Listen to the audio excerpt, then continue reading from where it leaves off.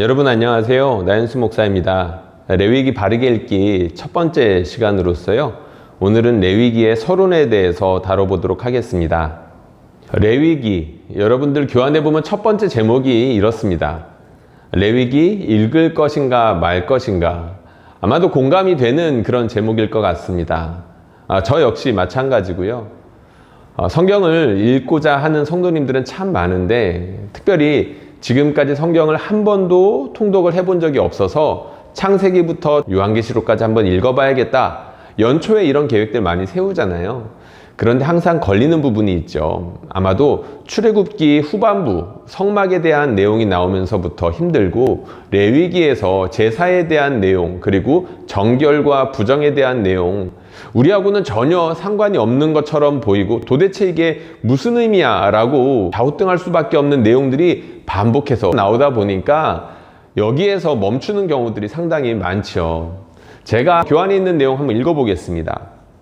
레위기 읽기를 달가워하는 사람은 그리 많지 않다. 성경을 통독하기로 결심한 사람도 대부분 레위기에 이르러 포기하곤 한다. 수천 년 전 사라진 고대 이스라엘 제사법으로 가득한 이 책이 도대체 우리와 무슨 상관이 있단 말인가?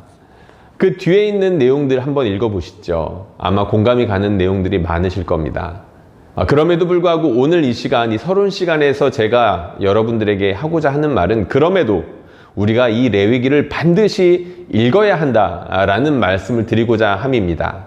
레위기, 우리가 왜 읽어야 되나 이것을 차근차근 다뤄보려고 하는데요.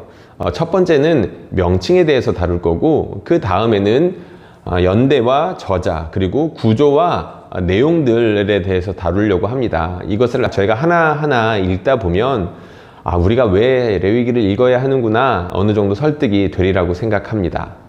레위기, 왜 레위기라는 이름이 유래가 되었을까 이것을 한번 살펴볼 건데요. 히브리서에서 말하고 있는 레위기의 명칭과 그리고 다른 번역본에서 말하고 있는 레위기의 명칭이 조금 다릅니다. 히브리 성경에서는 레위기의 이름이 히브리어로 써 있습니다. 당연한 건데 여러분들 교환에 보면 히브리어가 써 있어요. 히브리어 명칭이라고 하고 난 다음에 히브리어가 써 있고 그 밑에 한 줄이 써 있죠. 보시는 것처럼 그 밑에 있는 히브리어 한 줄은 레위기 1장 1절을 말하는 거고요. 그리고 제가 빨간색 표시를 해 두었습니다. 레위기의 히브리어 정식 명칭은 바 이크라라는 그 앞에 있는 단어를 가지고 온 건데요. 정확히 말하면 접속사 플러스 동사가 이렇게 나와 있는 건데 히브리서에서는 책의 이름을 정할 때 가장 앞에 있는 단어 혹은 단어 구를 제목으로 정합니다. 레위기 1장 1절을 제가 한번 히브리어로 읽어볼까요? 바이크라 엘 모셰 바 예다벨 아도나이 엘랍 메 오헬 모에드 레모르. 네, 이게 뭔가 여러분들 교환해 보면 한글로 다 써놨습니다. 여호와께서 회막에서 모세를 부르시고 그에게 말씀하여 이르시되 이거를 한번 히브리어로 제가 읽어본 건데요. 아마도 다음 강의부터는 히브리어를 읽을 일이 없지 않을까 싶습니다. 어쨌든 히브리어에서는 정식 명칭을 이 레위기 1장 1절 맨 앞에 있는 접속사와 동사 바 이크라 이거를 갖다가 한 건데 한글 성경에 제가 빨간색으로 표시해 두었죠. 그 부분의 뜻이 여호와께서 부르셨다라는 뜻을 가지고 있습니다. 그러니까 레위기의 히브리어 이름은 여호와께서 부르셨다가 되겠죠. 그런데 영어 성경 그리고 한국어 성경에서는 이 바 이크라라고 하지 않고 따로 이름이 있어요. 우리가 알고 있는 것처럼 레위기입니다. 왜 레위기라고 읽고 있을까? 제가 여러분 교환에 설명을 해놓았는데 한번 읽어보겠습니다. 영어 명칭은 레비티쿠스인데 이는 라틴어 역본인 불가타의 명칭을 빌려온 것이고 불가타는 초기 헬라어 역본인 70인역의 오경에서 그 명칭을 가져왔다. 레위기가 제사 문제를 주로 다루는 것과 제사장이 레위 지파에서 나왔다는 점에서 이 명칭은 매우 적절해 보인다. 그러나 레위기를 단순히 제사장 지침서 정도로만 여기는 것은 옳지 않다. 레위기는 일반 백성이 예배에서 맡아야 할 역할에 대해서도 비슷한 정도의 관심을 보이기 때문이다. 우리가 강의를 해 가면서 점점 보게 되겠지만요. 이 레위기에는 제사장의 역할 혹은 제사의 내용만 나와 있는 것이 아닙니다. 심지어 제사에 대한 자세한 내용이 나올 때에도 이스라엘 백성 혹은 예배자가 지켜야 될 지침들이 굉장히 많이 나와 있죠. 하나님의 백성인 이스라엘 백성을 향한 말씀이 레위기라는 겁니다. 그러니까 레위기라는 이름 자체가 혼동을 줄 수 있는 여지가 있다는 거죠. 그 부분을 우리가 염두에 두면 좋을 것 같습니다. 바이크라 혹은 레위기, 이 책을 누가 썼을까요? 그리고 언제 쓰여졌을까요? 사실 저와 여러분들이 속한 교단은 장로교 교단이다 보니까 이러한 질문에 사실 익숙하지가 않습니다. 왜냐하면 모세가 오경, 그러니까 창세기부터 신명기까지의 책을 다 썼고 이 책들 역시 그 당시에 쓰여졌다라고 당연히 전제하고 넘어가기 때문이죠. 거기에 대해서 질문조차 잘 하지 않는다는 겁니다. 그런데 학자들 사이에서는 다르겠죠. 뭐 여러 가지 이유, 근거들을 토대로 해서 많은 주장들이 있습니다. 그 중에서 대표적인 두 가지를 여러분들 교환에 써놓았는데요. 첫 번째는 전통적인 견해, 그리고 두 번째는 역사 비평적인 견해, 이렇게 제가 나누어 놓았습니다. 그렇게 크게 두 가지로 나눌 수 있는데, 첫 번째 전통적인 견해는 방금 말씀드린 것처럼 저희가 속한 장로교 교단이 혹은 이제 개신교회에 있는 많은 교단들이 이 주장을 택하고 있는데요. 모세가 썼다는 겁니다. 적어도 모세가 쓰지는 않았더라도 그 내용이 모세 혹은 그 동시대까지 올라갈 수 있다라고 주장하는 거죠.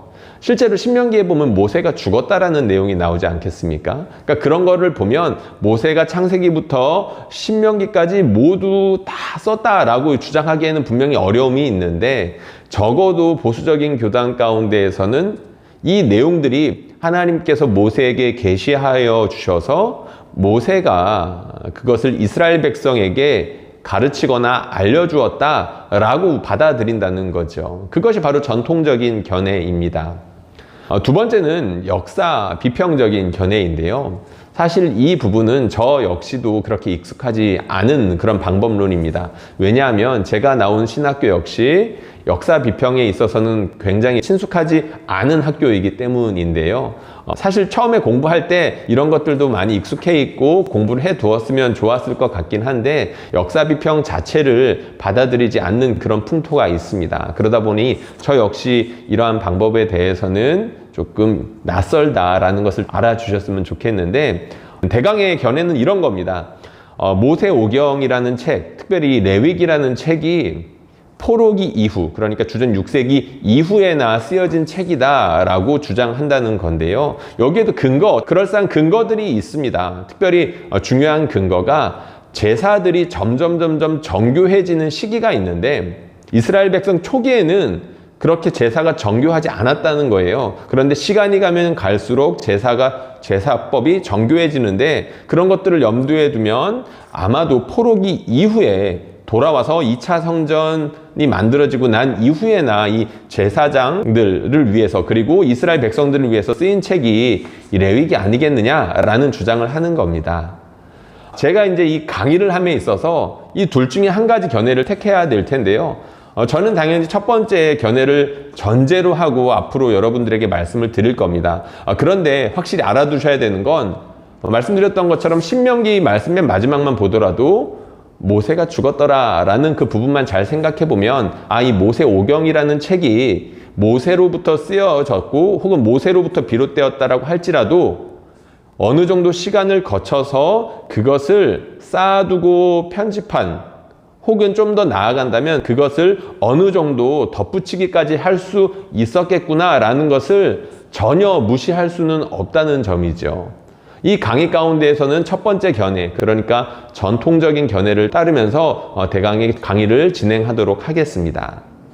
세 번째는 레위기의 구조에 대해서 살펴보아야 합니다. 두 가지 구조를 살펴볼 수가 있겠는데, 레위기를 조금 더 큰 맥락, 그러니까 오경이라는 맥락 가운데에서 레위기를 살펴보아야 하고요. 그리고 두 번째는 레위기 자체가 가지고 있는 구조가 있지 않겠습니까? 레위기 안에 있는 내부에서는 어떤 식으로 구조가 짜여 있는지를 살펴보겠습니다. 여러분들 교환해 보면 이런 내용이 있어요. 오경의 가운데 위치하는 레위기인데요. 레위기는 출애굽기 19장 5절 6절의 길고 자세한 설명이다. 거룩하신 하나님과 죄로 얼룩진 이스라엘 백성 사이에 존재하는 불화 상태에서 출발한다. 그것은 죄로 인하여 발생한 신과 인간 사이에 엄청난 거리감을 전제한다. 거룩하신 하나님으로부터 불어오는 폭풍 때문에 모세마저도 하나님 앞으로 한 발자국도 나아갈 수 없는 상황이 출애굽기의 마지막 내용이다. 바로 이때 하나님은 모세를 부르셨다. 밑에 제가 또 다른 책에서 비슷한 내용을 인용해 놓은 게 있는데 그 중에서 파란색 부분만 한번 읽어보겠습니다. 레위기는 출애굽, 광야 이야기, 율법 수여, 성막 건설을 포함하여 출애굽기에 기록된 많은 내용을 전제로 한다. 레위기의 주제가 믿는 사람들의 예배라면 민수기의 주제는 믿는 사람들의 발걸음이다. 적당한 그리고 아주 적절한 해설입니다. 오경에 보면 이야기, 내러티브가 계속해서 진행 중에 있습니다. 그런데 이제 어려운 부분이 바로 이 법 부분, 율법 부분인데요. 레위기에 보면 특히 그 법이 많이 나와 있죠. 그런데 이 법이 갑자기 툭 튀어나온 것이 아니라 맥락이 있다는 겁니다. 우리나라든 어디 나라든 그 법이라는 게 나온 배경이라는 것이 있고 맥락이라는 것이 있잖아요. 갑자기 법이 생기지는 않으니까요. 이유가 있다는 겁니다. 갑자기 이 레위기 가운데 제사법이 나오고 제사장들의 역할 혹은 지침이 나오고 정결과 부정에 대한 내용이 나오고 이러한 조금은 어렵고 딱딱한 법들이 나오게 된 맥락이 있다는 겁니다. 근데 그 맥락이 무엇이라고요? 바로 출애굽이라는 맥락이고 특별히 출애굽기 19장에 있는 하나님과 이스라엘 백성과의 언약의 바탕을 두고 있다는 것을 우리는 꼭 기억해야 됩니다. 하나님께서 이스라엘 백성을 언약 백성, 가족 백성으로 삼아 주셨는데 그리고 난 다음에 하나님께서 이스라엘 백성에게 구체적으로 언약 백성으로 혹은 하나님의 가족으로서 어떻게 살아가야 한다라고 지침을 주셨는데 그 구체적인 내용들이 레위기라는 거죠. 여러분들 출애굽기 19장부터 기억을 잘 해주셔야 되는데 하나님께서 이스라엘 백성에게 강력하게 임재하시는 내용이 몇 번 나옵니다.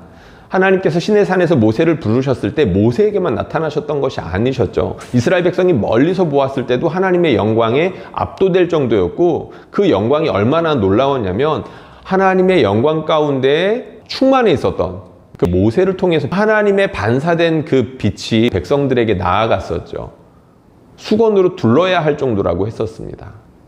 이스라엘 백성이 무서워서 하나님께서 직접 말씀하지 마시고 모세가 대신 말씀해 주면 좋겠다라고 이야기할 정도였죠. 그만큼 하나님의 임재가 강력했다는 겁니다. 그리고 또 한 가지 기억해야 될 중요한 사실이 있죠. 하나님께서 그렇게 이스라엘 백성과 함께 하시고자 했는데 이스라엘 백성은 하나님께 죄를 지었습니다. 하나님께서 모세에게 계명을 주시는 그 순간에 모세가 하나님께 말씀을 듣고 있는 그 순간에 이스라엘 백성은 금송아지를 만들었죠. 죄를 지었던 겁니다. 하나님께서 싫어하시는 우상 숭배를 했던 겁니다. 하나님께서 이스라엘 백성을 벌하려고 하셨고 그들과 절대로 결코 함께할 수 없다 그랬고 심지어 모세만 남겨두고 전부 다 멸절시키겠다라고까지 하여 주셨습니다. 모세를 통해서 차라리 새로운 민족을 만들고 말지 이 사람들이랑은 내가 못하겠다. 모세가 중보하죠. 아마도 하나님의 마음이었을 겁니다. 그리고 난 다음에 하나님께서 다시금 그 뜻을 돌이키셔서 이스라엘 백성과 함께 하시는데 그리고 성막이 완성되죠. 출애굽기 40장에 보면 하나님께서 거하시기로 작정한 그 집, 성막에 하나님의 영광이 가득했다라는 말씀이 나오는데 모세와 아론이 들어갈 수가 없을 정도였습니다. 이스라엘 백성이 그 강력한 하나님의 임재에 평소처럼 그대로의 상태로는 도저히 함께 할 수가 없었다는 거죠. 모세와 아론조차도 말입니다.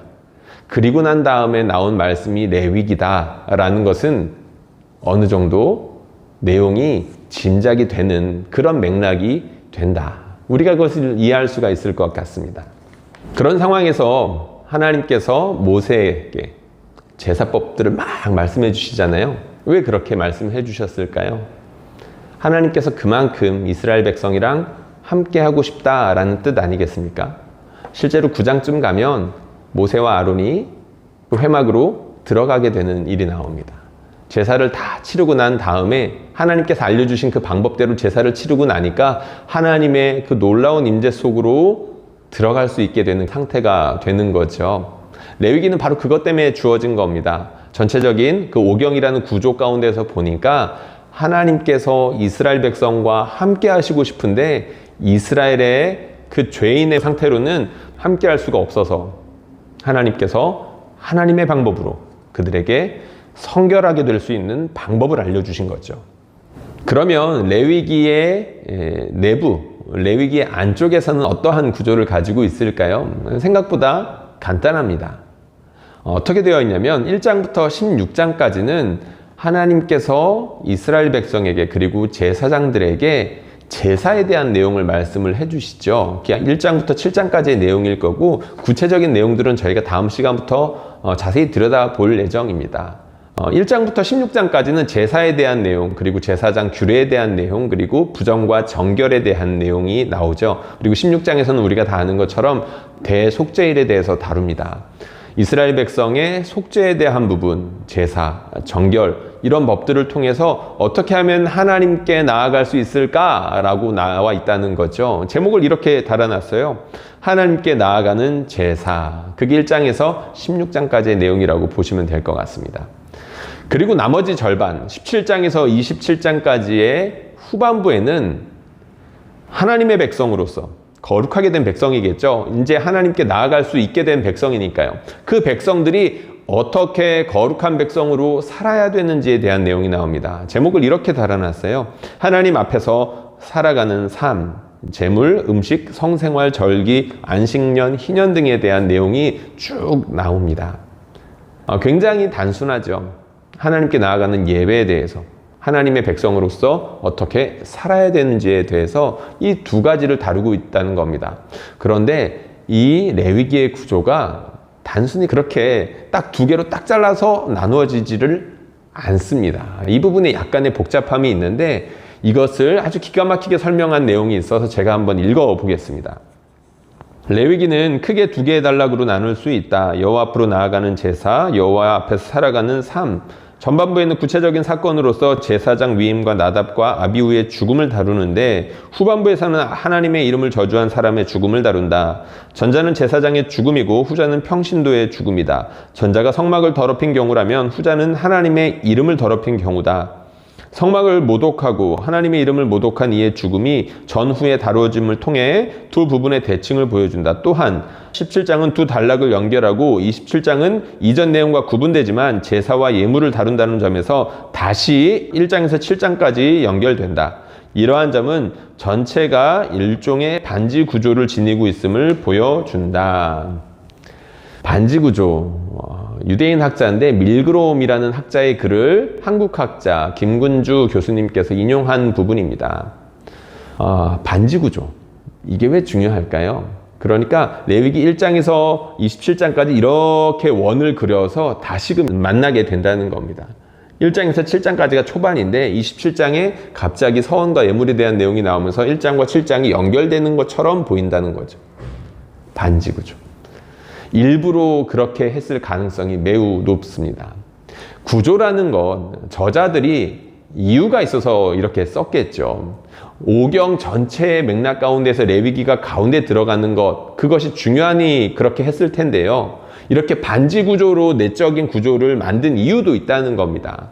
학자들은 거기에 대해서 어느 정도 일치된 의견을 보여주는데요. 그 이유가 무엇이냐면 예배와 윤리가 떨어질 수 없기 때문이다 라는 주장을 합니다. 하나님 백성으로서의 예배와 하나님 백성으로서의 삶이 긴밀하게 연결되어 있다는 것을 이런 구조를 통해서 일부러 보여주려고 하고 있다는 거죠. 실제로 제사에도 보면 윤리와 제사가 섞여 있는 내용들이 있고요. 그리고 17장부터도 보면 윤리에 대한 내용만 나오는 것이 아니라 제사와 규칙에 대한 내용들이 같이 엉켜 있는 것들을 볼 수가 있습니다. 안에서 자세히 보면 그렇게 긴밀하게 연결되어 있다는 것들을 알 수 있는데 그것뿐만이 아니라 전체 구조를 보더라도 그렇더라라는 거죠. 레위기 반지 구조. 이게 참 특이한데 우리가 레위기를 어떻게 이해해야 하는지에 대해서 중요한 힌트를 던져주는 겁니다. 예배에 대해서 다루지만 그 예배는 하나님 백성의 삶과 윤리와 절대 떨어질 수 없다는 것이죠. 이렇게 레위기는 1장부터 27장까지 하나님 백성으로서 어떻게 제사하고 어떻게 살아야 되는지에 대한 거대한 주제들을 다루는데 그 중에서도 몇 가지 중요한 주제들이 있습니다. 여러분들 교환 3페이지에 있는데 첫 번째는 하나님의 임재입니다.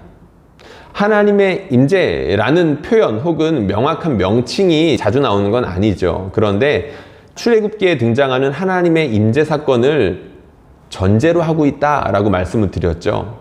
특히 출애굽기 40장에 하나님께서 이스라엘 백성 가운데 강력히 임재하셨음에도 불구하고 모세와 아론조차 가까이 나아갈 수 없는 그런 상황에서 주어졌다라고 말씀을 드렸잖아요. 그렇기 때문에 이 레위기의 전제는 하나님의 임재가 될 수밖에 없습니다. 이스라엘 백성과 반드시 함께 하시고자 하는 하나님, 그런 하나님께서 어떻게 하면 지속적으로 하나님의 임재를 이스라엘 백성들이 누릴 수 있을지에 대해서 적고 있기 때문이죠. 그럼 우리가 아까 그 구조를 잠깐 확인해 볼 필요가 있겠죠. 1장부터 16장까지 예배에 대한 내용이라고 했습니다. 예배를 통해서 하나님의 임재 안으로 들어갑니다. 그럼 17장에서 27장까지는 어떻게 되는 걸까요? 하나님의 임재가 성막에서만 머무르는 것이 아니라 이스라엘 백성의 삶을 통해서 온 세상 가운데 나타나기를 바라셨던 거겠죠. 이 주장, 이 주제들은 놀랍게도 출애굽기 19장에서 이미 말하고 있었던 내용입니다. 하나님께서 이스라엘 백성을 선택하시면서 하셨던 말씀, 너희가 내 말을 잘 듣고 따라오면 너희가 거룩한 백성이 될 것이라고 말씀하여 주셨습니다. 제사장 나라가 될 것이라고 말씀해 주셨죠. 그러니까 이 레위기는 하나님의 임재를 누리는 제사장 나라로서의 이스라엘이 어떻게 그 임재를 열방 가운데 나타내야 되는지를 다루고 있다. 이것이 바로 궁극적인 주제다라는 것을 우리가 알 수 있습니다. 그리고 두 번째 중요한 주제가 있습니다. 거룩함입니다. 이 거룩함이라는 단어는 레위기에서 반복해서 나오는 단어죠. 레위기에만 사실 나오는 단어가 아닙니다. 이 거룩함은 하나님을 표시하는 가장 중요한 성품이죠. 그렇기 때문에 구약이든 신약이든 하나님에 대해서 말을 하려고 할 때 거룩함을 빼놓지 않고 말하는 경우가 참 많습니다. 우리 하나님 어떤 분이십니까? 거룩하신 분이십니다. 근데 이 거룩함이라는 것을 표현하기가 참 어려워요.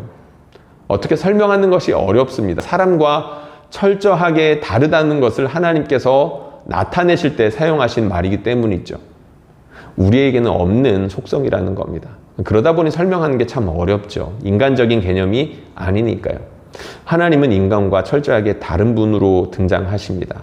교환에 몇 가지 적어놨는데 이 말씀들 한번 보십시오. 레위기에 보면 내가 거룩하니 너희도 몸을 구별하여 거룩하게 하고 라는 말씀이 있고 너희는 거룩하라 이는 나 여호와 너희 하나님이 거룩함이니라 라는 말씀도 있고요. 너희는 나에게 거룩할지어다 이는 나 여호와가 거룩하고 그리고 구별하였음이라 라는 말씀을 해놓았습니다. 제가 빨간 글씨만 읽었죠.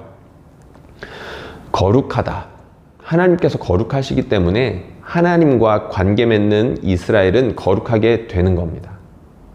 제사를 통해서 가까이 나아가는 백성, 그리고 거룩한 삶을 통해서 하나님의 말씀을 따라서 살아가는 백성이 거룩하게 되는 거겠죠. 그리고 그 이스라엘 백성을 거룩하게 하는 데 있어서 결정적인 역할을 하는 것이 바로 제사, 예배입니다. 이 예배에 대해서는 저희가 다음 시간부터 이제 반복해서 이제 배우게 될 텐데 번제, 화목제, 속죄제, 속건제, 그리고 소제 등에 대해서 이 5대 제사를 중심으로 우리가 확인을 하게 될 겁니다. 이 제사 역할에 대해서는 다음 시간에 구체적으로 살펴보도록 하고요. 그 다음에 시내산 언약에 대해서 말을 하고 있습니다. 이 레위기라는 법 자체가 언약의 형식을 띠고 있다는 거죠. 그냥 일방적으로 딱딱하게 지침만 주어지고 있는 것 같은데 잘 보니까 고대 근동에 있는 다른 언약의 문서들과 비슷한 점이 많더라라는 겁니다. 제가 이제 몇 가지 특징을 적어놨는데 첫 번째가 무엇이냐면 율법은 은혜를 배경으로 주어졌다. 하나님께서 이스라엘 백성을 일방적으로 약속에 근거하여서 아브라함에게 주셨던 약속이죠. 출애굽시켜 주셨습니다. 이집트 땅에서 강제 노동하고 있던 이스라엘 백성을 구원해 주셨죠. 그것이 은혜입니다. 율법의 배경이고 언약의 배경이죠. 두 번째, 구원은 방종이 아닌 예배를 위해서 주어진 것입니다. 이게 중요하겠죠. 이스라엘 백성이 출애굽한 뒤에 방종했었습니다. 황금 송아지를 만들어서 음란하게 섬기려고 했었고요. 애굽으로 다시금 돌아가려고 했었죠. 하나님께서 이스라엘 백성을 애굽에서 꺼내주셨던 이유는 애굽과 전혀 다른, 세상과 전혀 다른 하나님의 백성들을 만드시기 위함이고, 애굽 땅에서 애굽 신들을 섬기면서 그렇게 강제 노동하면서 살게 하시지 않으려고 이스라엘 백성을 구원해 주셨던 건데, 이스라엘 백성이 그렇게 방종했던 겁니다. 그런데 이 레위기 그리고 언약에 있는 모든 말씀들, 방종이 아니라 진정한 자유를 위해서, 섬김을 위해서, 예배를 위해서 해방되었고 구원받은 거다라는 것을 몇 번이나 반복해서 말하고 있습니다. 마지막으로 중요한 특징인데요. 언약은 영원하다. 하나님께서 이스라엘 백성을 영원토록 지키시고자 합니다. 이스라엘 백성이 일방적으로 그것을 깨지만 않으면요.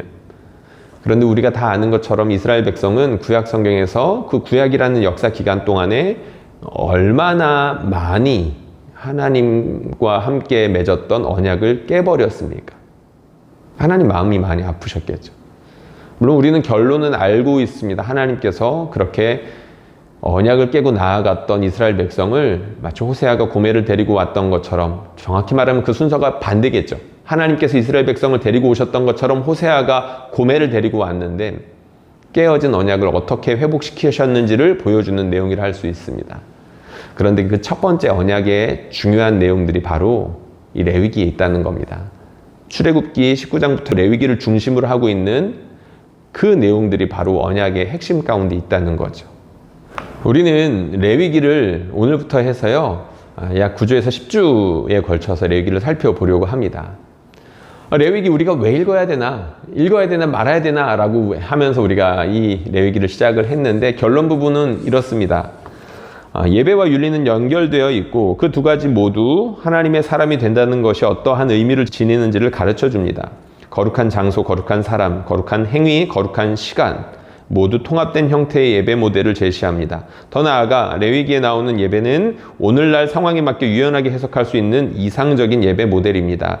제2책에는 기저에는 모든 세대와 시대를 아우를 수 있는 예배에 대한 관심이 놓여 있습니다. 그들은 하나님을 찬양하고 다른 이들과 함께 하나님의 임재를 기뻐할 수 있습니다.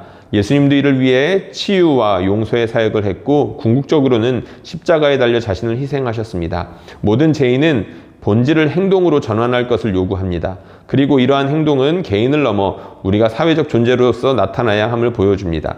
레위기는 하나된 공동체로 예배하기를 요구합니다. 이것은 개인의 신앙 행위일 수 없고 일상에서의 이웃과 떨어질 수 없습니다.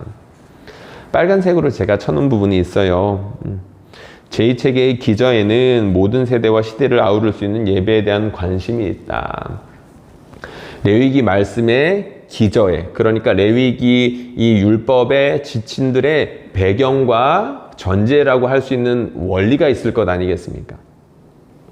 그 원리들이 레위기 당시의 사람들에게만 필요하고 적용되는 것이 아니라 전체 시대를 아우를 수 있는, 전체 시대 가운데 있었던 모든 하나님의 백성들에게 적용할 수 있는 그러한 원리가 있다는 겁니다. 지금도 우리가 레위기를 보면서, 그리고 우리가 레위기를 보아야 하는 이유가 바로 여기 있다는 거죠. 제사와 윤리에 대해서 말하고 있는데 그 당시에만 말씀하시는 것이 아니라 그 당시에 말씀하셨던 그 하나님께서 지금도 동일하게 우리에게 말씀하고 계시는 중요한 원리가 레위기 말씀 바탕에 있다는 겁니다. 그래서 우리가 레위기를 읽어야 하는 거죠. 그리고 이 레위기를 읽으면 읽을수록 복음의 핵심인 예수 그리스도의 십자가와 그 부활 사건이 더욱더 풍성하게 다가올 것이 확실합니다.